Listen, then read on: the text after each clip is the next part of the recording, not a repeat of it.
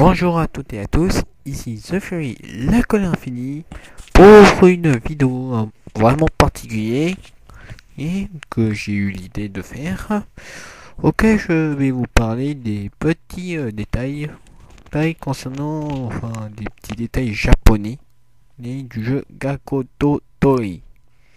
Oui, ok, sachant quand même que le titre c'est un jeu de mots avec Tori et un autre mot qui veut dire cage.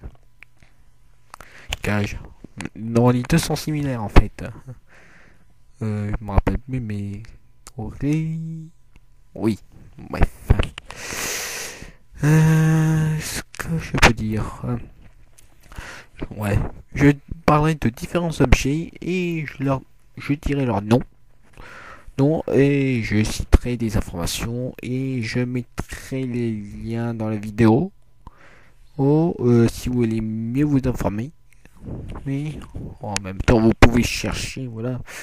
Je vais devoir quand même faire une petite liste de tout ça quand même, hein. Parce qu'il y en a quand même quelques quand même. Quelques presque. Enfin, déjà sur les images que j'ai, avec aussi les screenshots que j'ai dû me faire du jeu. Pour pouvoir au moins montrer quelque chose. Chose de précis du genre par où par exemple dans le jeu on peut voir. Voilà. Et je vous laisse avec bien sûr en image de fond un truc en rapport avec Gakoto, oui, voilà.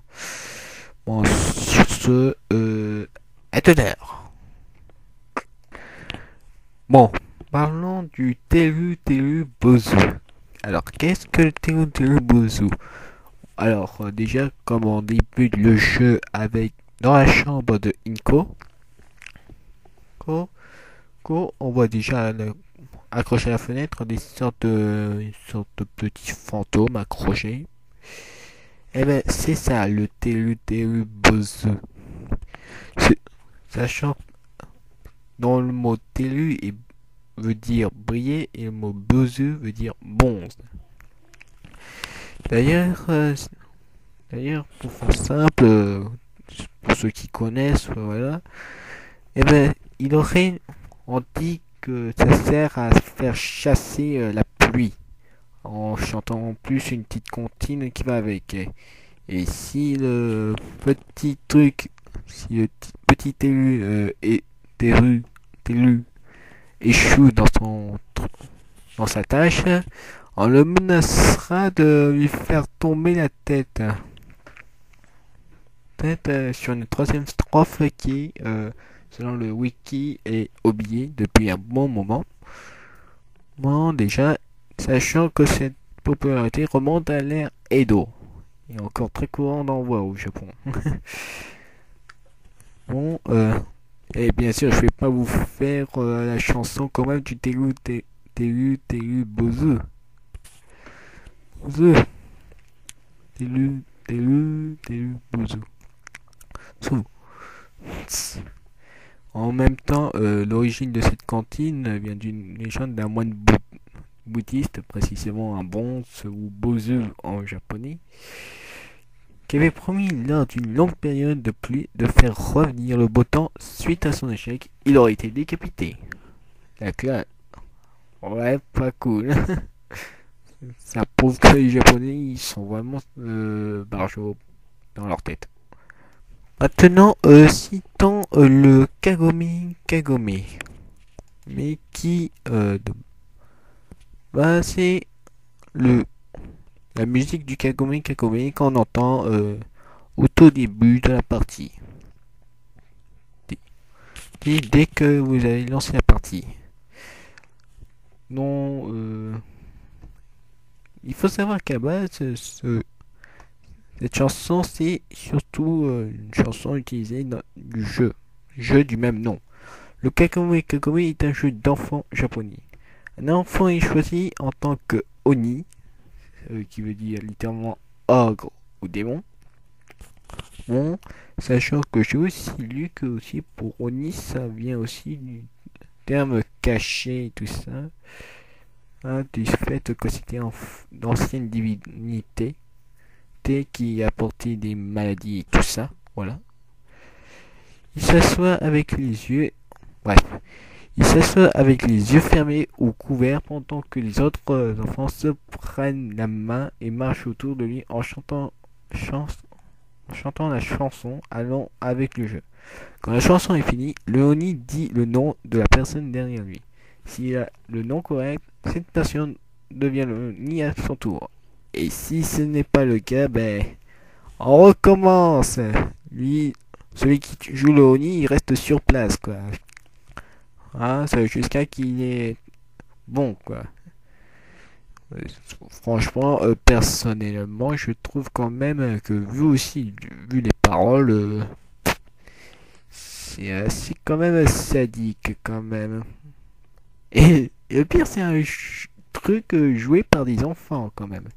Déjà, sur net, j'ai déjà trouvé une vidéo d'enfants jouant au Kagome Kagome. C'est vraiment pas. Je trouve quand même que ça fait vraiment malsain, quand même, la manière dont il tourne autour de toi comme ça. C'est limite vraiment sadique. Franchement, franchement, je ne vois pas qui peut être aussi sadique comme ça. Alors, parlons des Ofuda, ce qu'on voit par exemple sur la porte de la pièce qui se trouve à côté de celle de la chambre de Rinko. C'est cool quand même d'avoir un truc aussi pas cool à côté de sa chambre. Hein.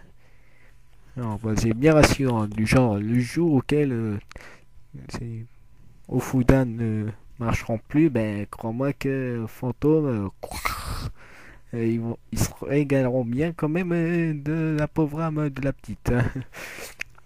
Et je le dis vraiment d'une manière vraiment sadique hein, quand même. Mais il faut savoir qu'un Ofuda est un Gofu ou talisman issu d'un temple Shinto, aussi appelé Shinpu, et fabriqué en inscrivant le nom d'un kami, le nom d'un sanctuaire Shinto ou un symbole représentant le kami sur une bande de papier, de bois, de tissu ou de métal. Pour ceux qui se demandent ce que c'est exactement un Ofuda, vous connaissez tous du genre, c'est différents trucs comme Sailor Moon, enfin, je vais plutôt en citer. Bref, pour faire simple, dans Sailor Moon, par exemple, nous avons Sailor Mars, qui elle est une shintoïste, une prêtresse shintoïste. Et de ce fait, pour du genre faire exorciser les démons, tout ça, elle utilise des bouts de papier où il y a marqué des inscriptions pour chasser le mal. Une mauvaise intention, oui, Oni. Voilà, c'est la même chose, hein, puisqu'Oni ça veut dire démon. Et c'est. Et ça fait quand même classe d'un côté. Il existe différentes couleurs, enfin je vous montrerai.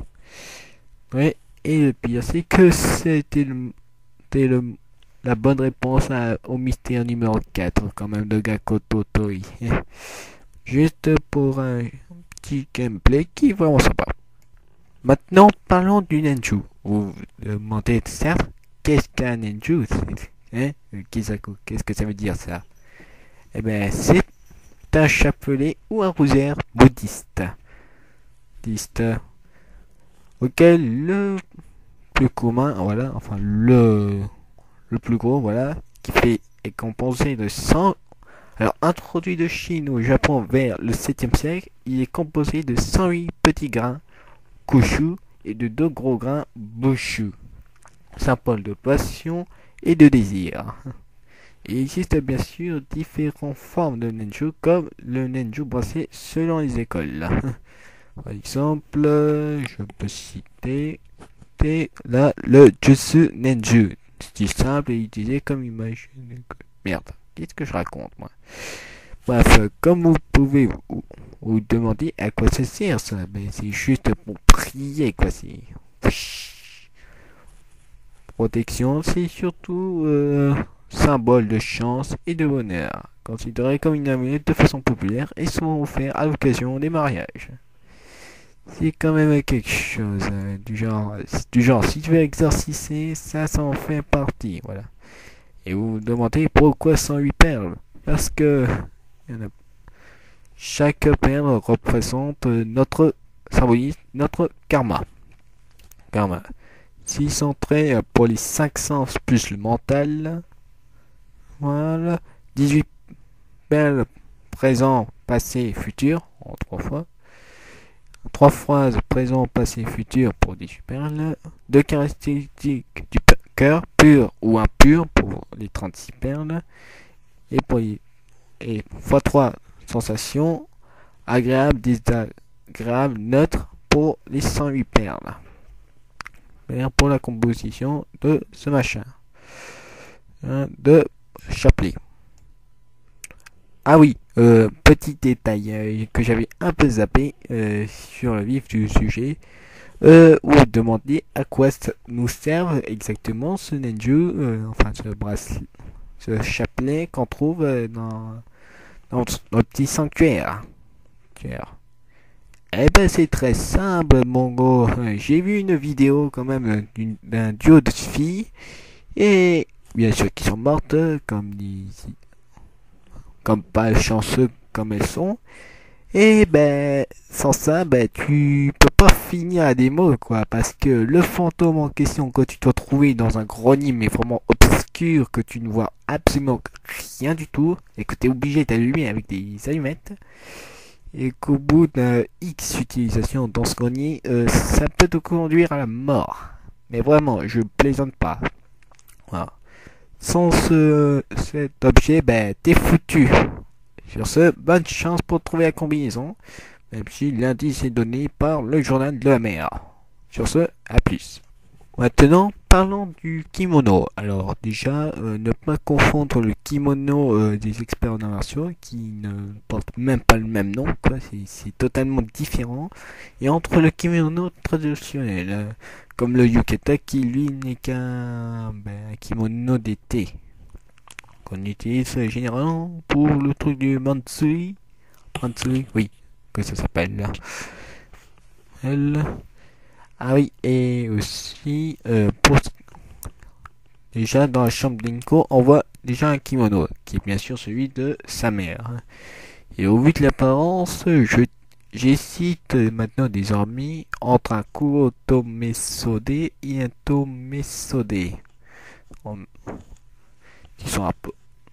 Sachant que le kimono noir, le Kurotomesode, est avec des motifs seulement en dessous de la taille, le Kurotometsode est le kimono le plus formel pour les femmes mariées.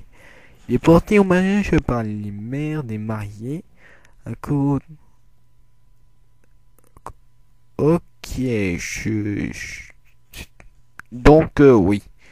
Et là je viens de capter un truc, je pense que c'est plutôt un Tomesode. Il ressemble au Kuro, mais en couleur non noire, comme Kurotometsode. Les motifs se trouvent seulement en dessous de la taille. Un tomesode est légèrement moins formel qu'un kurotomesode. Il est porté au mariage par les femmes mariées de la famille des mariés. Un tomesode peut avoir 3 ou 5 canons. Ça, je ne sais pas trop ce que c'est exactement. Non, mais sachant que le premier, le kurotomesode, le plus formel pour les femmes mariées, il est porté au mariage par les mères des mariés. C'est ça qui m'a fait tilter quand même sur le coup parce que du genre c'est sa mère est venue avec un kimono noir tandis que l'autre un kimono différent, voilà pour le mariage. C'est un peu, j'ai vraiment fait une sorte de confusion entre les deux quand même. Sur ce, voilà, passons à la suite. Maintenant, on va citer un peu les deux masques qu'on trouve dans la pièce du sanctuaire funéraire, qui sont à la base des masques No. Celui de droite, c'est un masque de femme, et celui de gauche, celui d'un esprit vengeur. Masque de femme. Tout comme les masques d'hommes, les masques de femmes sont classés en fonction de l'âge et de l'expression du personnage représenté. Cependant, ils varient beaucoup moins en diversité d'expression, se concentrant plus sur des types particuliers. La jeune et belle femme, la mère inquiète et la vieille femme digne. Certaines expressions en particulier de ces femmes jalouses ne sont pas classées parmi les masques de femmes, mais parmi les masques d'esprit vengeur. En somme, c'est masque de femme tout court. Donc, rien de particulier, même si c'est vrai que quand même, elle fait flipper quand même, machin. Après, nous avons le masque d'esprit vengeur qui, lui, se reconnaît par les codes. En gros, celui qu'on peut qualifier de masque de Oni. Les masques d'esprit vengeur sont polis dès lors que la colère, la jalousie ou la haine surmènent le caractère propre de la créature représentée. Qu'elle soit un être vivant, homme ou femme, ou surnaturel, un fantôme. Ces masques signifiant d'ailleurs le passage d'un état à l'autre, ils ont en commun une coiffure ébouriffée et la dorure des yeux qui, comme dans le cas des masques des démons, dénotent l'absence de retenue et la sauvagerie des caractères possédés par leur passion.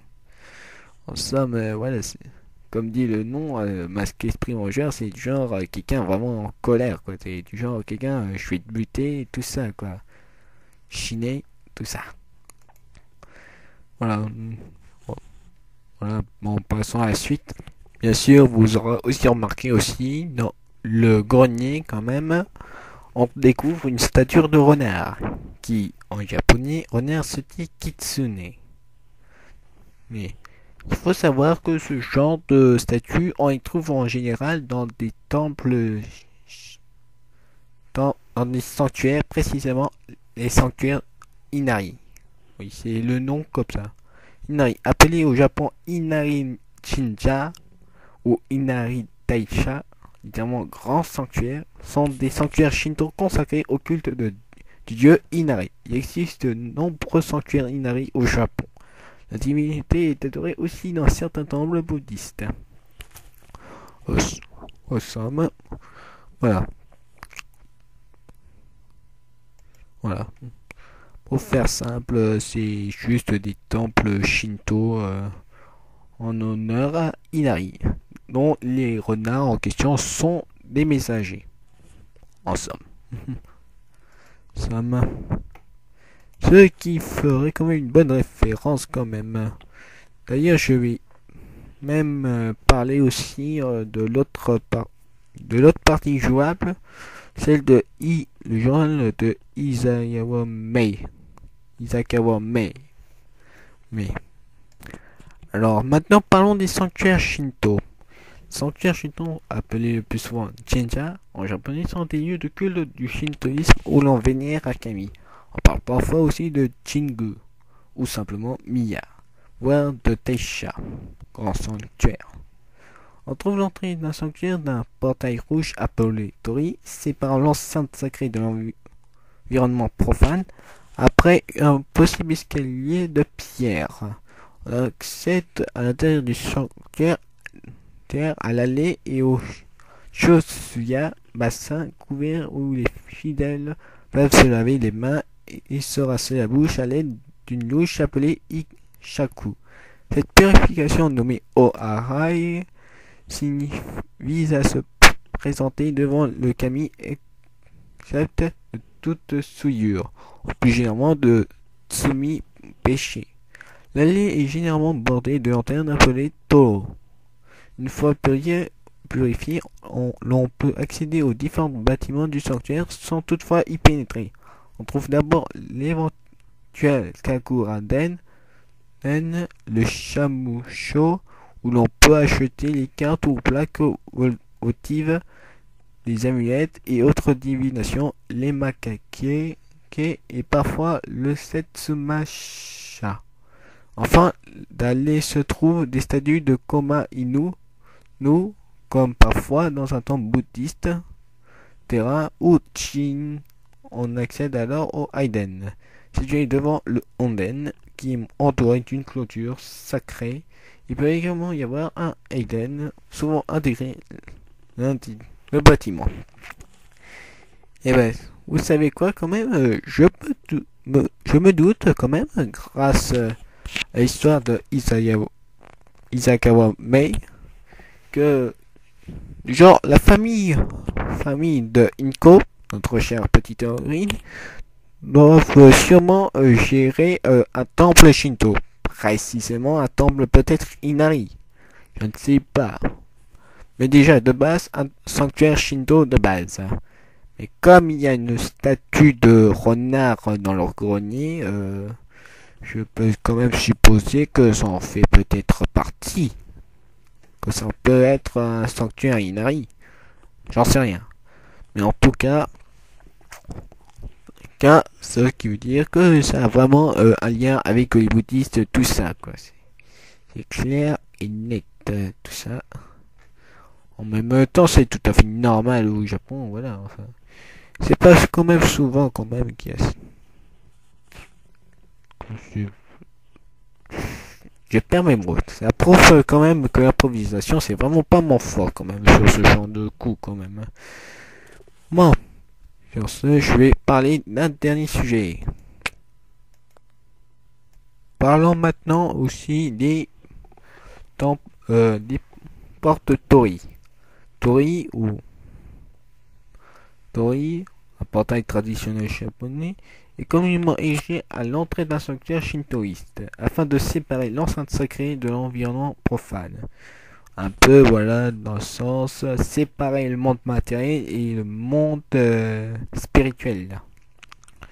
Auquel la coutume veut que, une fois qu'on est passé dans une porte Tori, on est obligé de repasser par cette même porte Tori pour revenir au monde matériel. Ce qui est assez quand même bien philosophique. Alors, étymologiquement, quand même, Tori signifie littéralement là où sont les oiseaux, mais peut aussi se traduire plus précisément par perchoir à coque, lié au mécanisme de la naissance du soleil. Le coq est parfois vénéré dans de grands sanctuaires shinto, dont l'Atsuta Jingu. Oh, c'est quand même... Bref, c'est une sorte de voie spirituelle. Bon, maintenant je vais finir tout ça et aussi citer aussi un truc que j'ai un peu cité tout d'oublier qu'on peut voir quand même à l'entrée de sa maison, précisément là où on met ses chaussures, on doit certainement voir des oreilles, sandales couvertes de tissus de cuir ou de paille tissée. Les oreilles peuvent être très élaborées ou très simples. Ils sont portés par les hommes, femmes et enfants. Bref, c'est un peu des chaussons, quoi, en quelque sorte, des sandales. Bon, j'espère que cela vous aura plu. Franchement, je suis navré quand même que je fasse ça comme un bourrin, comme ça. Mais il est vrai qu'aussi, on peut citer aussi le Sailor Moon, mais c'est assez culture manga. Pour ceux qui s'y connaissent, informez-vous comme vous voulez. Et c'est votre problème. Et aussi, les Ryuei, ça veut dire fantôme en japonais. Et donc, il n'y a pas vraiment grand chose à dire. Sachant que je suis vraiment pas forcément doué pour ça. Mais bon. Sur alors, bonne continuation. Si vous voulez, vous pouvez vous abonner. Mais je ne force personne. Voilà. Sur ce, à plus les gens.